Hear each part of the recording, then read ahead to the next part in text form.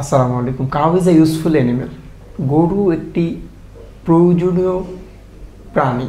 এই অর্থটি কিংবা এই প্যারাগ্রাফে প্রথম লাইন হিসেবে এটি আমরা ছোটোবেলা থেকে প্রচুর পড়েছি।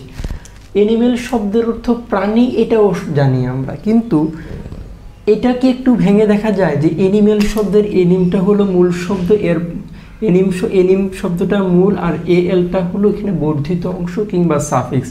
তার মানে আপনি যদি এনিম পান শব্দেই ধরেই নেবেন স্পিরিট অর্থ দেয়। স্পিরিট মানে কি? প্রাণচাঞ্চল্যতা। যদি আমি বলি তাহলে অ্যানিমেশন মানে প্রাণচাঞ্চল্যতা আছে এমন কোনো ব্যক্তি কিংবা এমন কোনো বস্তু, কিংবা এই অ্যানিমেশন দ্বারা মূলত নাউন অর্থ দেয়।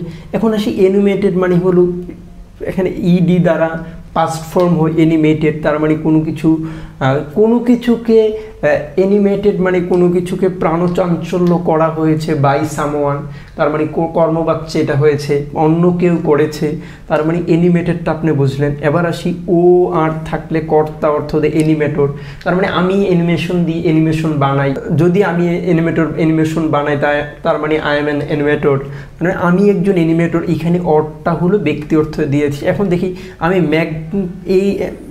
এই ম্যাগ পাইলে মূলত বড় অর্থ দেয়, যেমন ম্যাগনানিমাস, তারপরে ম্যাগনিফাই, তার মানে এই মেগা থেকে এসেছে এই ম্যাগনানিমাস। এনিম এখানেও পেয়েছি, তার মানে বড় ধরনের কোনো কিছু বুঝাচ্ছে, যেটা প্রাণচাঞ্চল্য হয়েছে ম্যাগনানিমাস, প্রাণচাঞ্চল্যটা বড় প্রকারের।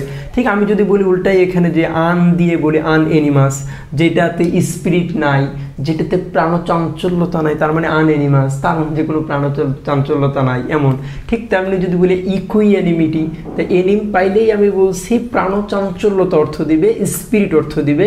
তাহলে আমি যদি ইকুয়া মানে সমান, যেমন ইকুয়াল টু 2 + 2 2 + 2 = 4, তার মানে এখানে ইকুয়া মানে 2 অর্থ দিচ্ছে।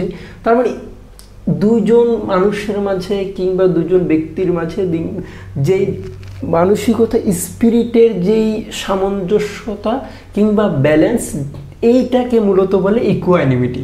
এখানে আপনি শব্দগুলোর মাঝে কত চমৎকার মিল পাচ্ছেন।